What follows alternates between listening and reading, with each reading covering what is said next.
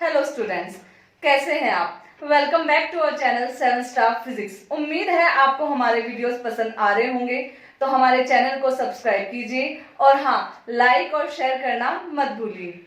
तो पिछले वीडियो में हमने गाउस का नियम अच्छी तरह से पढ़ लिया था, साथ ही साथ विद्युत फ्लक्स और सतत आवेश वितरण भी समझ लिए थे। अब हमें गाउस के नियम की व्युत्पत्ति करनी है, मतलब ये गाउस का नियम आया कहां से। तो इस डेरिवेशन को स्टार्ट करने से पहले इसमें कुछ नियम हमारे काम में आएंगे, उनको हम पहले से ही लिख लेते हैं। तो सबसे पहले कूलाम का नियम क्या होता है? कूलाम का नियम दो बिंदु आवेशों के बीच में लगने वाला विद्युत बल जो कहाँ रखे होते हैं? निर्वात में। उन दोनों के गुणनफल के समानुपाती और बीच की दूरी के वर्ग के व्युत्क्रमानुपाती, और यहाँ एक के क्या आता है? नियतांक। कूलाम के नियम से ही हमें विद्युत क्षेत्र की तीव्रता हम ज्ञात करते हैं। इसका फॉर्मूला क्या होता है? Q/R²।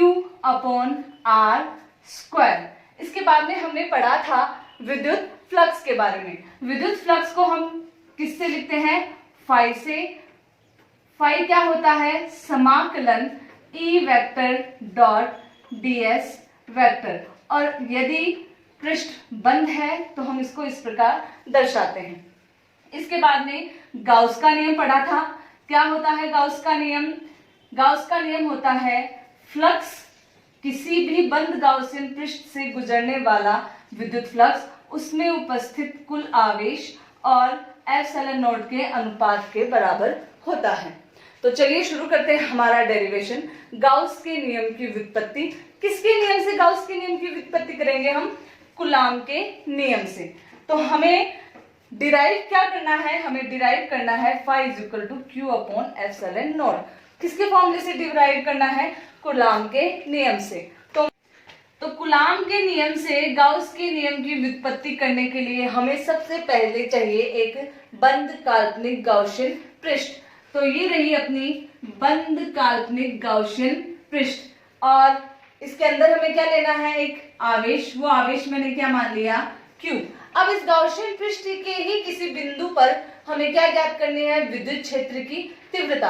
अब विद्युत क्षेत्र की तीव्रता है क्यों ज्ञात करनी है? क्योंकि हमें किसका नियम व्युत्पन्न करना है? गाउस का नियम। और हमें मदद किसकी लेनी है? फ्लक्स की। फ्लक्स का फॉर्मूला हमारे पास यहाँ है और यहाँ E है।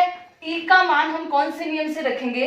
कूलाम के नियम से। तो सबसे पहले फ्लक्स का फॉर्मूला हमारे पास क्या है? समाकलन E vector dot ds vector. तो यहां पर हमें क्या ज्ञात करनी है? विद्युत क्षेत्र की तीव्रता। और इन दोनों को मिलाने वाली रेखा ये मैंने क्या मान ली है? R। अब देखिए यहाँ पर E वेक्टर है, तो हमें क्या ज्ञात करनी है? E की दिशा। तो E की दिशा तो हम पहले से धनावेश के लिए ज्ञात कर चुके हैं, त्रिज्यीय रूप से बाहर की ओर। तो यहाँ पर E की दिशा क्या होगी? कुछ इस प्रकार। अब हमें क्या चाहिए? ds यानी क्षेत्रफल अल्पांश। तो मैं यहाँ पर क्या ले लेती हूँ? एक क्षेत्रफल अल्पांश ले लेती हूँ, और इस क्षेत्रफल का नाम मैं क्या दे देती हूँ? ds।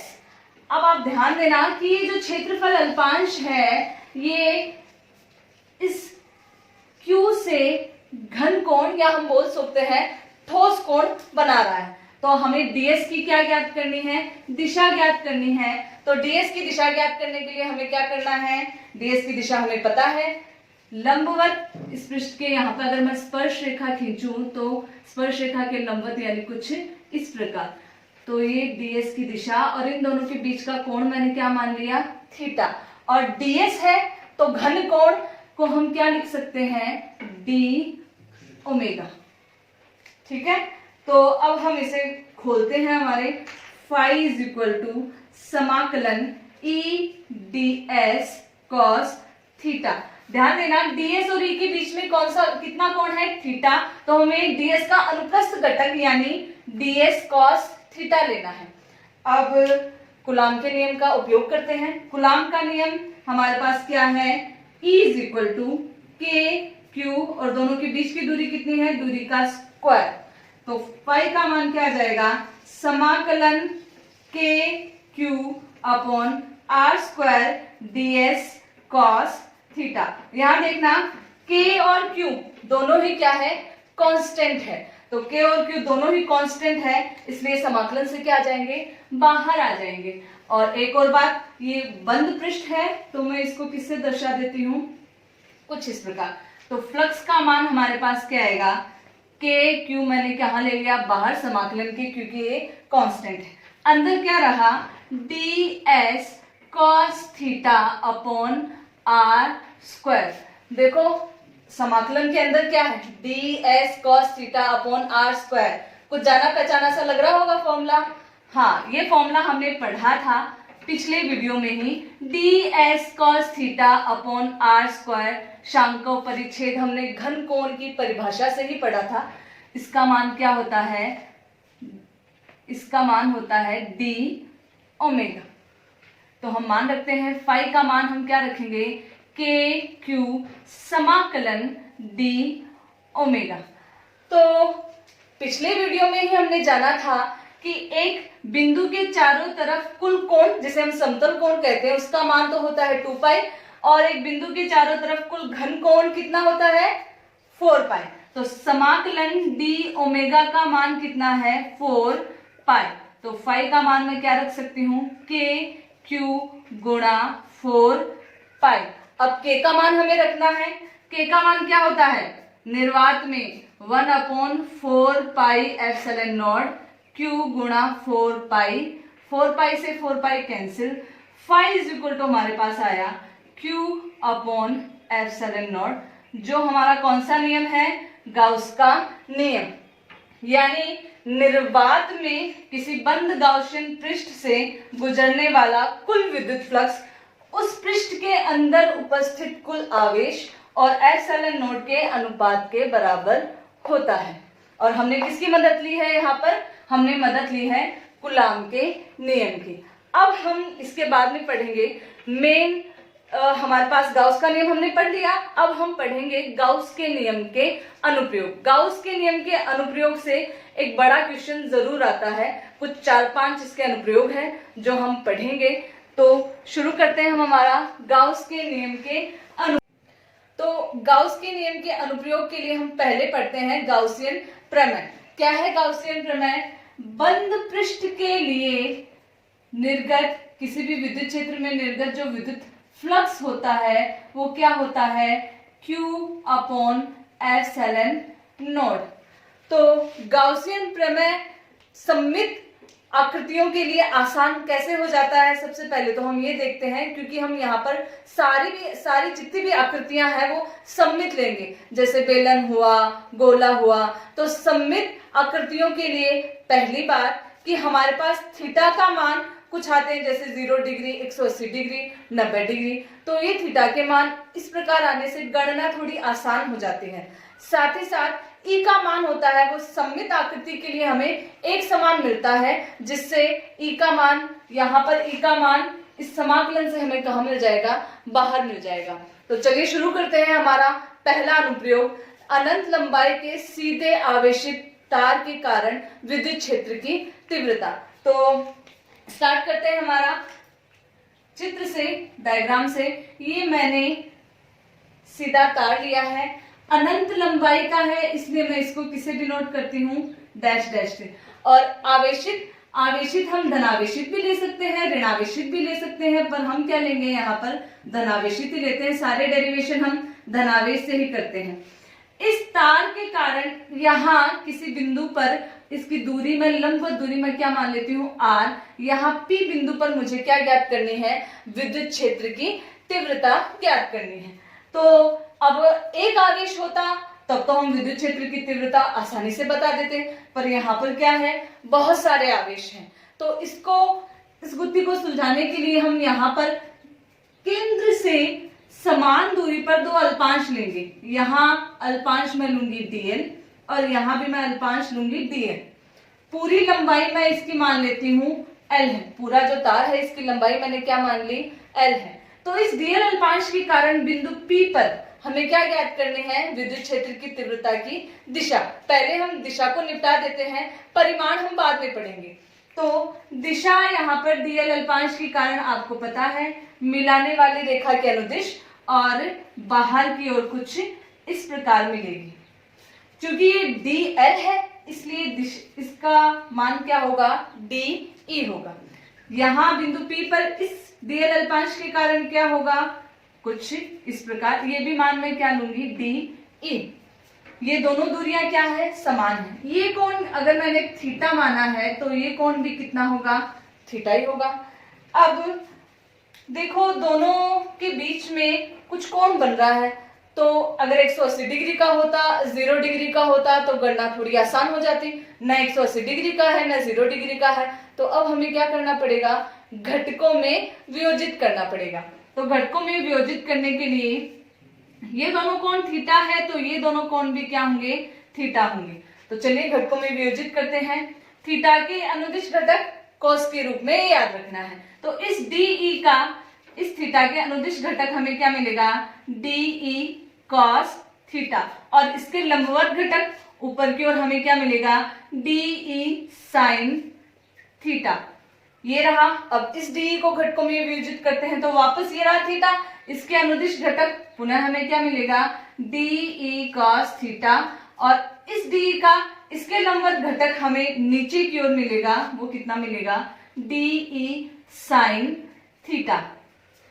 अब हम यहां से देख सकते हैं कि ये जो ऊर्ध्वाधर घटक है परिमाण में तो क्या है, समान, दिशा में क्या है, विपरीत। तो ये ऊर्ध्वाधर घटक तो आपस में क्या हो जाएंगे, कैंसिल हो जाएंगे, और हमें फाइनली दिशा किस तरफ मिलेगी, ये जो हमने अनंत लंबाई का तार लिया है इसके लंबवत बाहर की ओर ये दिशा हमें मिलेगी। जैसे हम समझ सकते हैं ये तार है, यहाँ पर मुझे विद्युत क्षेत्र की तीव्रता की दिशा ज्ञात करनी है, तो इसकी दिशा इसके अनुदिश इस प्रकार होगी। यदि मुझे यहाँ ज्ञात करनी है तो दिशा क्या होगी, कुछ इस प्रकार होगी। ये तो हुई दिशा।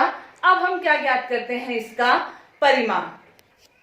और हाँ, ये जो हमने दिशा ज्ञात की है, क्योंकि देखें यहाँ बाहर की ओर है हर बार त्रिज्यीय रूप में, तो हम इस दिशा को क्या कहेंगे, त्रिज्यीय रूप से। और चूंकि ये धनावेश है तो त्रिज्यीय बाहर की ओर, अगर ऋणावेश हो तो त्रिज्यीय अंदर की ओर। तो चलिए अब फाइनली शुरू करते हैं इसका परिमाण।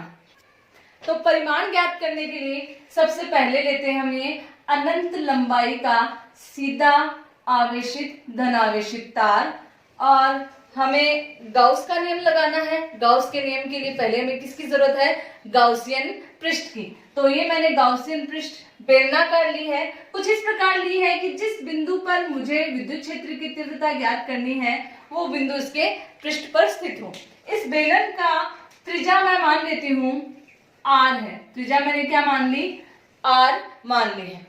अब गाउसियन प्रमेय क्या है हमारे पास, गाउस प्रमेय हमारे पास पिछले अभी पढ़ा था हमने, समाकलन E vector dot ds vector is equal to q upon epsilon nought. तो अब आप देख सकते हैं कि हमारे पास ये जो बेलन है, इस बेलन के लिए हमें E vector dot ds vector का मान ज्ञात करना है। तो हम क्या करेंगे, इस E vector dot ds vector को 3 पार्ट में डिवाइड करेंगे। कैसे, चलिए देखते हैं। पहले क्या लिखते हैं हम, समाकलन E vector dot ds vector. अब 3 पार्ट क्या कौन कौन से होंगे, तो देखो ये रहा बेलन। 3 पार्ट कौन कौन से हैं, ये तो ऊपर वाला पार्ट वृत्तीय, नीचे वाला वृत्तीय, और एक ये पार्ट कौन सा है इसका, वक्र पृष्ठ। तो हमारे पास कितने पृष्ठ आ गए, 3।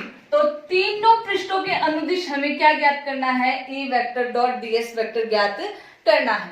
तो मैं लिख सकती हूँ S1 पहली पृष्ठ ये रहे, ये इस पृष्ठ को मैं लिख देती हूँ S1, इस पृष्ठ को मैं लिख देती हूँ S2, और इस पृष्ठ को मैं लिख देती हूँ S3।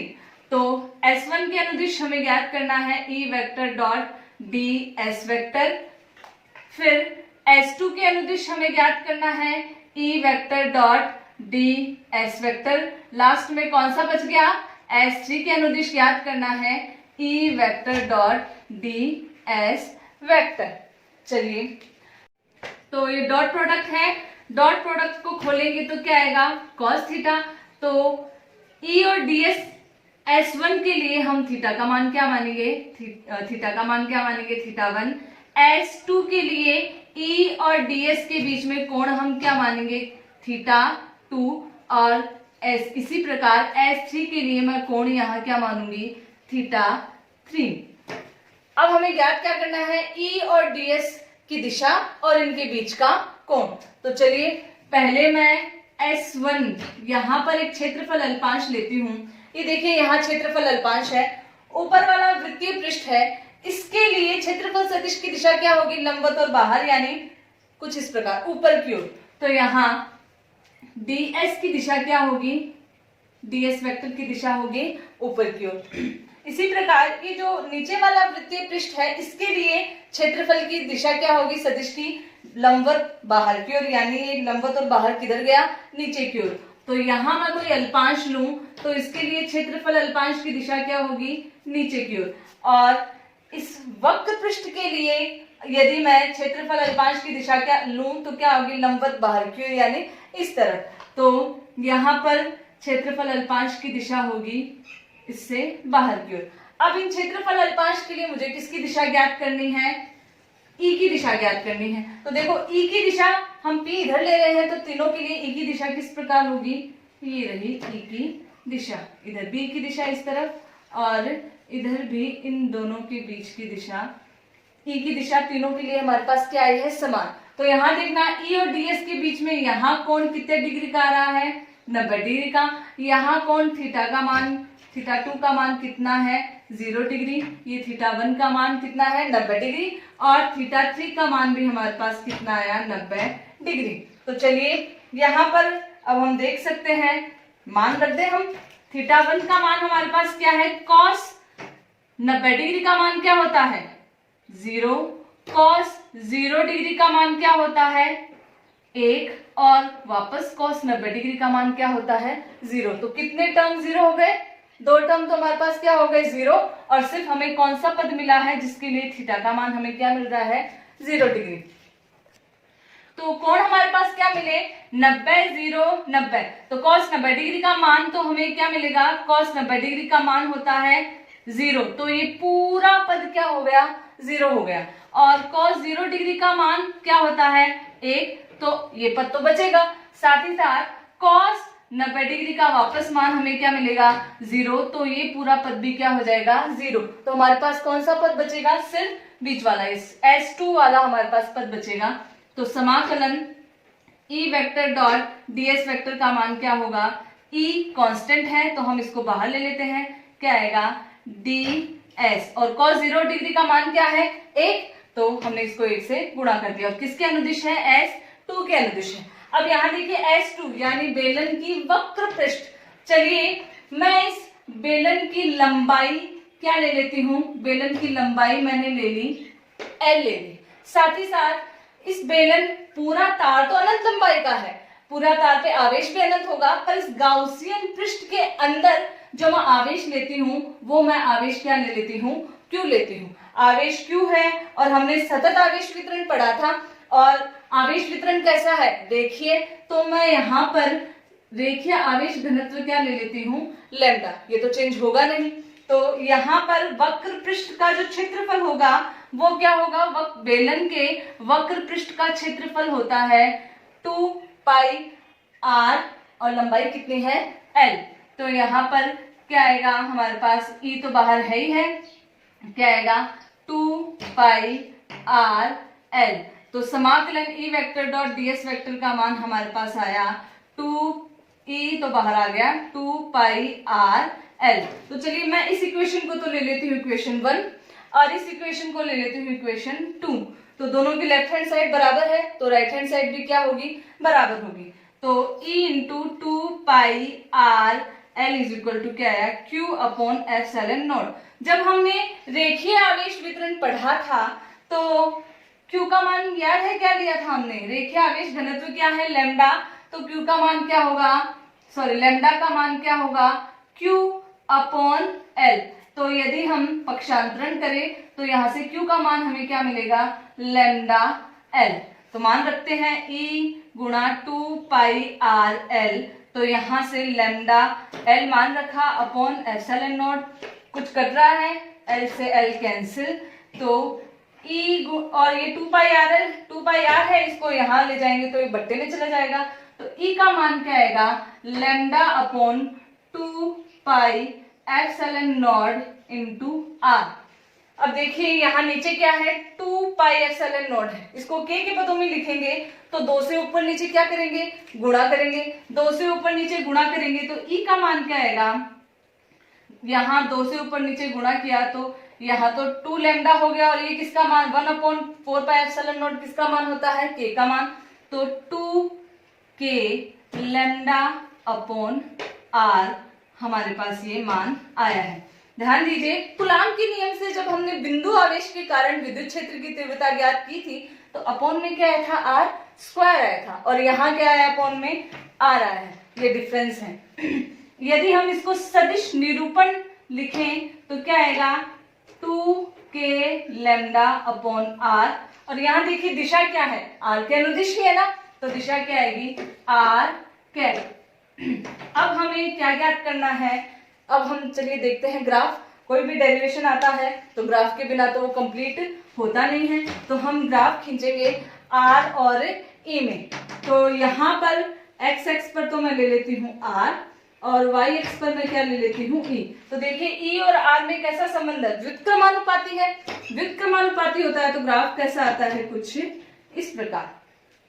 अब हमारे पास एक और चीज है, यहाँ क्या है, लैम्डा।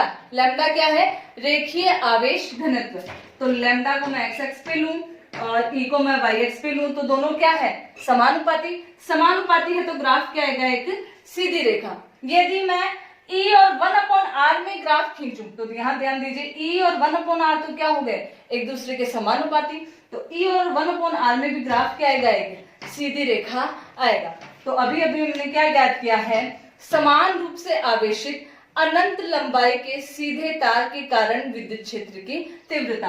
तो हमें मेन पार्ट क्या है इसका, ये जो समाकलन है इसको 3 पार्ट में डिवाइड करना, S1 S2 S3 अल्पांश की दिशा ज्ञात करना। इन तीनों के बीच में हमने क्या ज्ञात किया है, कोण ज्ञात किया, 90 0 90। सारे पद तो क्या हो गए, 0 हो गए, सिर्फ एक पद बचा है, और उसके लिए हमने इसके वक्र पृष्ठ का क्षेत्रफल ज्ञात किया। लास्ट में Q का मान रखा है और हमारे पास E का मान प्राप्त हो गया है। साथ ही साथ हमने इसके ग्राफ भी देख लिए हैं। तो ये तो था गाउस के नियम का पहला अनुप्रयोग। अब चलते हैं गाउस के नियम के दूसरे अनुप्रयोग पे। दूसरा अनुप्रयोग है समरूप आवेशित यानी एक समान रूप से आवेशित अनंत लंबाई की कुचालक पट्टिका के कारण विद्युत क्षेत्र की तीव्रता। कुचालक पट्टिका यानी पट्टिका भी हो सकती है, चादर भी हो सकती है। तो चलो इसका हम पहले डायग्राम बनाते हैं। तो हमें क्या लेना है, पहला तो समरूप आवेशित यानी हमें एक समान रूप से आवेशित लेना है। एक समान रूप से आवेशित हम धनावेशित भी ले सकते हैं और हम ऋणावेशित भी ले सकते हैं। तो हम हमेशा से क्या लेते आ रहे हैं, धनावेशित लेते आ रहे हैं। तो ये हमने क्या लिया, समरूप आवेशित चालक कुचालक पट्टिका। अब इसके यहाँ पर इस बिंदु पर हमें क्या ज्ञात करनी है, विद्युत क्षेत्र की तीव्रता। तो पहले वापस उसी तरीके से करते हैं। पहले हम क्या ज्ञात करते हैं, इसकी दिशा ज्ञात करते हैं। तो चूंकि ये अनंत लंबाई की है इसलिए यहाँ पर हम क्या कर देंगे, डैश डैश डैश। तो दिशा ज्ञात करने के लिए जिस प्रकार पिछली बार किया था, हमने क्या किया था, इससे जो बिंदु है ओ से समान दूरी पर मैं 2 अल्पांश क्षेत्रफल मान लेती हूँ, DS1 और DS2। या समान है तो DS और DS। तो यहाँ पर हमें इस DS के कारण विद्युत क्षेत्र की तीव्रता और इस DS2 के कारण हमें क्या ज्ञात करनी है, विद्युत क्षेत्र की तीव्रता की पहले दिशा ज्ञात करनी है। दिशा हमें पता ही है, धनावेश के कारण रेखा के अनुदिश और बाहर की ओर। तो यहाँ DE, DS है तो हम क्या लेंगे, DE, और इस DS अल्पांश, दोनों अल्पांश हमने क्या ले लिए, DS। तो इस D अल्पांश के कारण भी हम क्या लेंगे, विद्युत क्षेत्र की तीव्रता की दिशा कुछ इस प्रकार। अब वही बात, सेम टू सेम वही डेरिवेशन है, ज्यादा डिफरेंस नहीं है डेरिवेशन में। तो हम वापस हम क्या करेंगे, ये कोण मैं क्या मान लेती हूँ, थीटा मान लेती हूँ। तो ये वापस चारों कोण हमारे पास क्या हो गए, थीटा आ गए। अब हम क्या करते हैं, घटकों में वियोजित करते हैं। तो सबसे पहले ये दोनों कोण मैं क्या मान लेती हूँ, थीटा। इस DE का थीटा के अनुदिश घटक क्या होगा, DE cos थीटा। इस DE का थीटा के इस cos थीटा के लंबवत घटक हम क्या लेंगे, डी ई साइन थीटा। अब ये डी तो हो गया खत्म। अब हम क्या लेंगे, इस दूसरे वाले डी को लेंगे। तो इस दूसरे वाले डी का वापस थीटा के अनुदिश घटक क्या आएगा, डी ई कॉस थीटा, और इसके लंबवत घटक हम नीचे की ओर लेंगे, ये वापस क्या आएगा, डी ई साइन थीटा।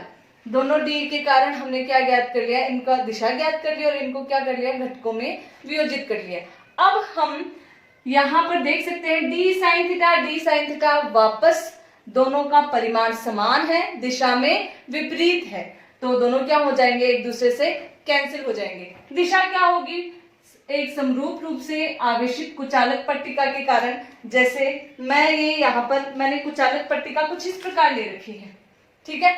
तो इस कुचालक पट्टिका के कारण मुझे यहाँ पर विद्युत क्षेत्र की तीव्रता की दिशा ज्ञात करनी है। तो दिशा क्या ही है हमारे पास, इससे लंबवत दूरी है और दिशा क्या ही है, कुछ इस प्रकार। यदि ये कुचालक पट्टिका के कारण मैं इस तरफ ज्ञात करूं तो लंबवत बाहर की ओर कुछ हमें इस प्रकार इसकी दिशा हमें प्राप्त होगी। तो दिशा हमने ज्ञात कर ली। दिशा के बाद हमारे पास क्या बचता है, विद्युत क्षेत्र की तीव्रता का परिमाण बचता है। तो परिमाण ज्ञात करने के लिए हमें किसकी जरूरत पड़ेगी, गाउसियन प्रमेय की जरूरत पड़ेगी। अब गाउसियन प्रमेय कैसे होनी चाहिए, वापस कैसे होनी चाहिए, बंद होनी चाहिए। तो पहले हम गाउसियन प्रमेय से पहले हम क्या बनाएंगे, वापस अपना समरूप आवेशित कुचालक पट्टिका। वापस कौन से आवेश से आवेशित लेंगे हम, धन आवेशित। और गाउसियन प्रमेय देखें, इसके लिए थोड़ा सा इसके गाउसियन पृष्ठ को समझते हैं। मैं यहाँ पर इसका गाउसियन पृष्ठ बेलन लेती हूँ। तो चलिए समझते हैं बेलन कैसे हम करते हैं। ये हमारे पास समरूप आवेशित कुचालक पट्टिका है, ये क्या है, बेलन है। बेलन को हमें कुछ इस प्रकार लेना है कि ये जो बेलन है, यहाँ आधा बेलन की यहाँ आर दूरी पर लेंगे, तो ये बेलन चलिए यहाँ से अंदर होगा, यहाँ से, तो यहाँ से क्या होगा, दोनों दूरियां क्या लेंगे, हम समान लेंगे। ये आर दूरी लेंगे तो इधर वाली दूरी भी क्या लेंगे, हम आर लेंगे। और बेलन बीचों बीच से गुजर रहा है। ये जो कुचालक पट्टिका है, इसकी कहां से गुजर रहा है, बीचों बीच से गुजर रहा है। तो हम देखेंगे, ये मैं बेलन यहाँ बेलन लेती हूँ और यहाँ बीचों बीच से गुजर रहा है, अभी मैंने बताया। तो यहाँ पर बेलन का आधा पोर्शन और यहाँ बेलन का आधा पोर्शन। ध्यान दीजिए, ये दूरी मैं आर लेती हूँ तो ये भी दूरी मैं क्या लेती हूँ, आर ही होगी। और यहाँ कहीं मुझे क्या ज्ञात करनी है, विद्युत क्षेत्र की तीव्रता। तो चलिए पहले दिशा तो अभी हमने ज्ञात ही की है। तो अब देखिए बेलन कुछ इस प्रकार है। अब कितने पृष्ठ है बेलन के पृष्ठ कितने हुए, 3। तो पहले हम कौन सी प्रमेय लिखते हैं, गाउसियन प्रमेय। गाउसियन प्रमेय क्या है, समाकलन E vector dot ds vector is equal to q upon epsilon naught. अब ये तो मैं बताना ही भूल गई कि ये अनंत लंबाई की तो है, पर इसका मैंने पृष्ठीय आवेश घनत्व में क्या ले लेती हूँ, सिग्मा। और ये जो मैंने गाउसियन पृष्ठ ली है, उसके अंदर मैं आवेश कितना ले लेती हूँ, q आवेश में ले लेती हूँ। अब मैं क्या करती हूँ, इसको मुझे वापस E vector dot ds vector, इसको मुझे कितने पार्ट में डिवाइड करना है, 3 पार्ट में। पिछली बार भी 3 पार्ट में डिवाइड किया था। बेलन के कितने पृष्ठ है, 3। तो मैं क्या लिखती हूँ, E वेक्टर समाकलन E vector dot ds vector को कितने पार्ट में डिवाइड करना है, 3। यानी S1 के अनुदिश E vector dot ds vector, S2 के अनुदिश E vector dot ds vector, कौन सा रह गया, S3 के अनुदिश E vector dot ds vector.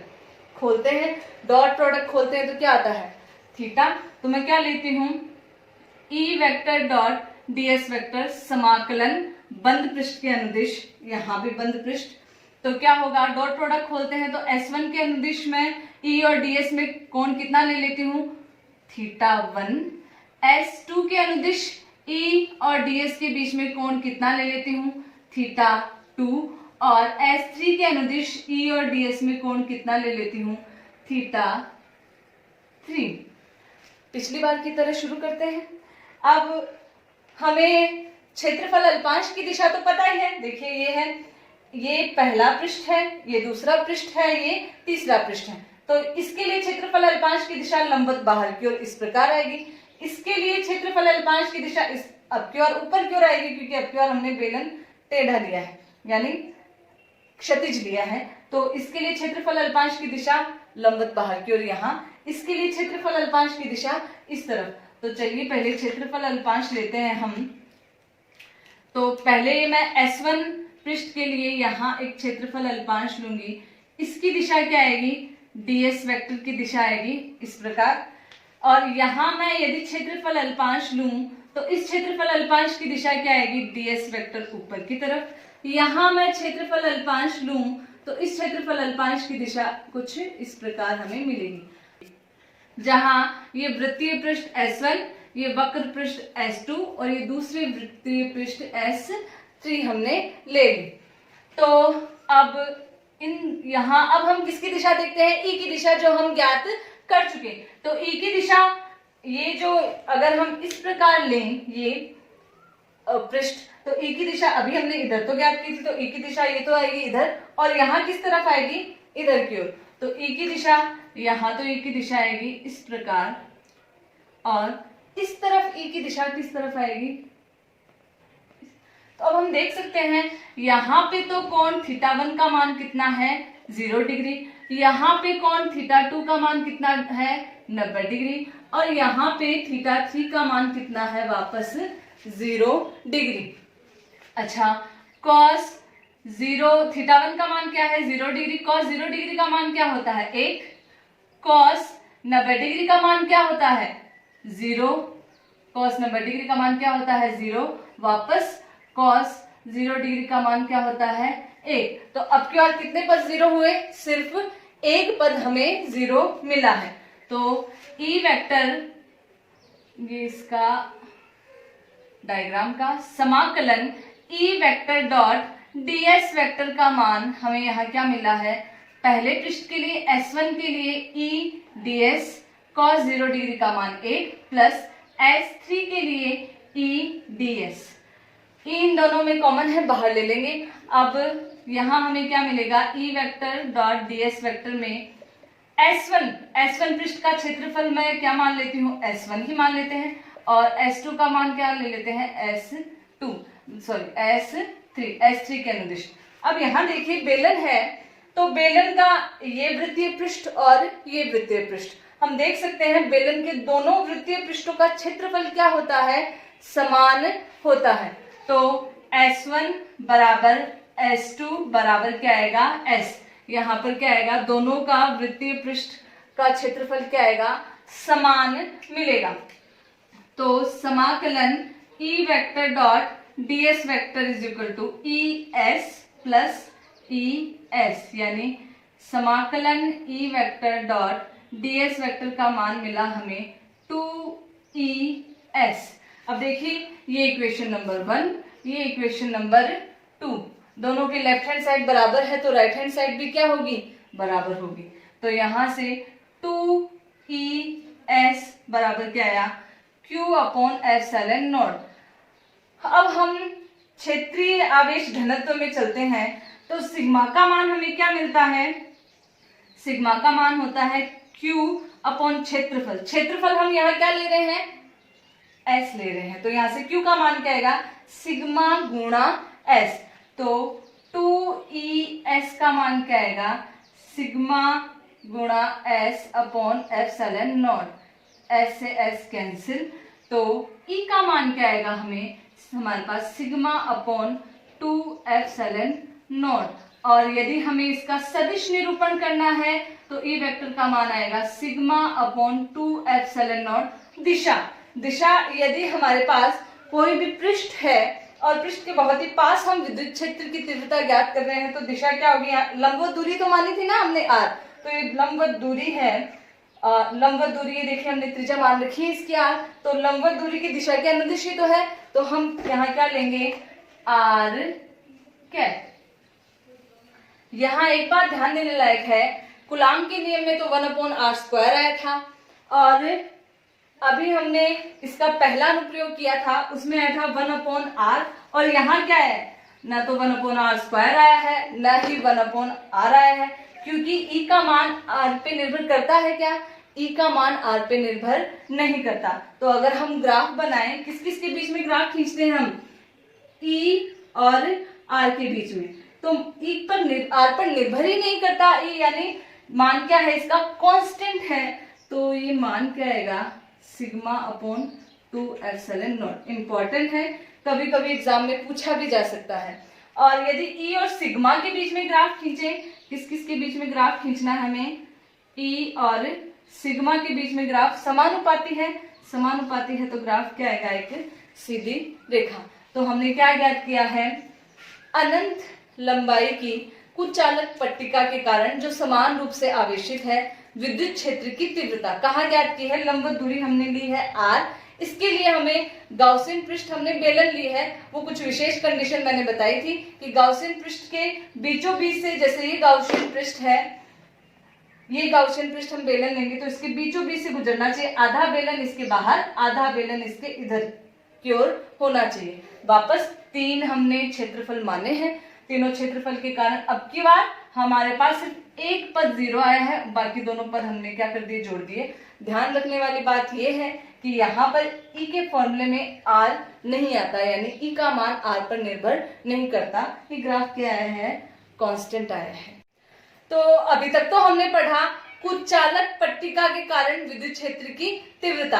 अब हम पढ़ते हैं समरूप आवेशित अनंत चालक पट्टिका के कारण विद्युत क्षेत्र की तीव्रता। तो देखिए, ये मैंने एक समरूप आवेशित मैं धनावेशित लेती हूँ, समरूप आवेशित ये मैंने चालक पट्टिका ली है। इस बार कौन सी पट्टिका ली है, मैंने चालक पट्टिका ली है। ये जो चालक पट्टिका है, वैसे तो इस पर आवेश अनंत है और इसका मैं आवेश घनत्व कितना ले लेती हूँ, सिग्मा, और इसमें उपस्थित आवेश कितना है, इसमें उपस्थित आवेश में कितना ले लेती हूँ, Q ले लेती हूँ। चलिए, तो ये जो समरूप आवेशित चालक पर ध्यान देते हैं। चालक पदार्थों की खास बात क्या होती है कि जो चालक पदार्थ होते हैं, इनको जो भी आवेश दिया जाता है वो सारा का सारा आवेश इनकी सतह पर आ जाता है। कहाँ जाता है, सतह पर। तो ये जो चालक पट्टिका है, मैंने इसकी देखी कुछ मोटाई ली है और ये अनंत लंबाई की है। तो जब हम इसको आवेश देंगे तो इधर की परत पर तो आवेश आएगा, पीछे वाली परत पर भी आवेश आएगा। तो ये हम पीछे वाली परत वैसे हमें दिख नहीं रही है इस डायग्राम से, पर उस पर भी क्या आएगा, आवेश आएगा। अब हम क्या ज्ञात करेंगे, पहले वही बात, पहले दिशा फिर विद्युत क्षेत्र का परिमाण। पर दिशा तो हमने ज्ञात कर ली, दिशा सेम टू सेम वैसे ही होगी जैसे कुचालक पट्टिका के कारण हमने ज्ञात की थी। तो अब हम वापस आते हैं उसके परिमाण। परिमाण के लिए हमें पहले किससे ज्ञात करना है, गाउसियन प्रमेय से। गाउसियन प्रमेय क्या है, E vector dot ds vector is equal to Q/ε0। वापस अब देखिए, गाउसियन प्रमेय लगाने के लिए हमें पहले किसकी जरूरत है, गाउसियन पृष्ठ की। तो इस बार देखिए, जो गाउसियन पृष्ठ हमने ली है, बेलनाकार तो है ही, पर पिछली बार जो गाउसियन पृष्ठ हमने ली थी वो आधी तो बाहर थी और आधी इस तरफ थी। पर इस बार हमें क्या करना है, गाउसियन पृष्ठ हमें कुछ इस प्रकार लेनी है कि जो इसका दूसरा सिरा है वो इसके अंदर स्थित है। हमें पता है अंदर विद्युत क्षेत्र, किसी भी चालक के अंदर विद्युत क्षेत्र कितना होता है, हमेशा हमेशा 0 होता है। तो अंदर विद्युत क्षेत्र कितना है इसके, देखिए यहाँ मैंने आवेश नहीं दर्शा रखा है, अंदर विद्युत क्षेत्र कितना है इसका, 0 है। ये खास बात हमें ध्यान में रखनी है। और यहाँ से इसकी दूरी कितनी है, r दूरी पर हमें क्या ज्ञात करनी है, विद्युत क्षेत्र की तीव्रता। ये इसका क्षेत्रफल जो इसको घेरे है गाउसियन पृष्ठ का, इसे मैं क्या मान लेती हूँ, s मान लेती हूँ। तो खास बात हमने अभी क्या सीखी कि जो भी चालक परत होती है उसके अंदर आवेश तो रहता नहीं है और अंदर विद्युत क्षेत्र कितना होता है, 0।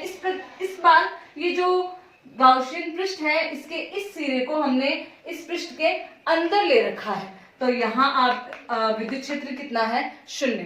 तो वापस इसको कितने पार्ट में डिवाइड करते हैं, 3 पार्ट में हम डिवाइड करते हैं। तो समाकलन E vector dot ds vector का वापस मान क्या आएगा, जल्दी जल्दी करते हैं। S1 के अनुदिश E ds cos θ1, वापस S2 के अनुदिश E ds cos θ2, साथ ही साथ S3 के अनुदिश E ds cos θ3। चलिए अब S1, S2, S3 लेते हैं।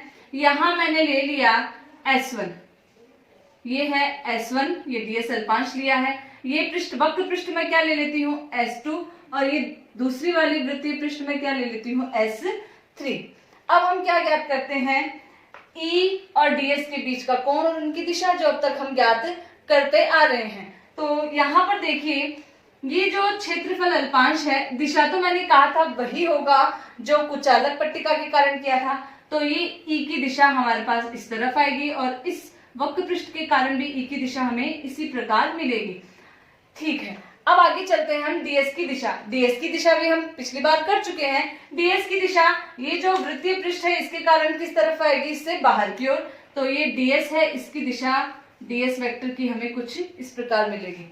यहां मैं यदि ds अल्पांश लूं तो यहाँ ds की दिशा हमें किस प्रकार मिलेगी, वापस बाहर की ओर।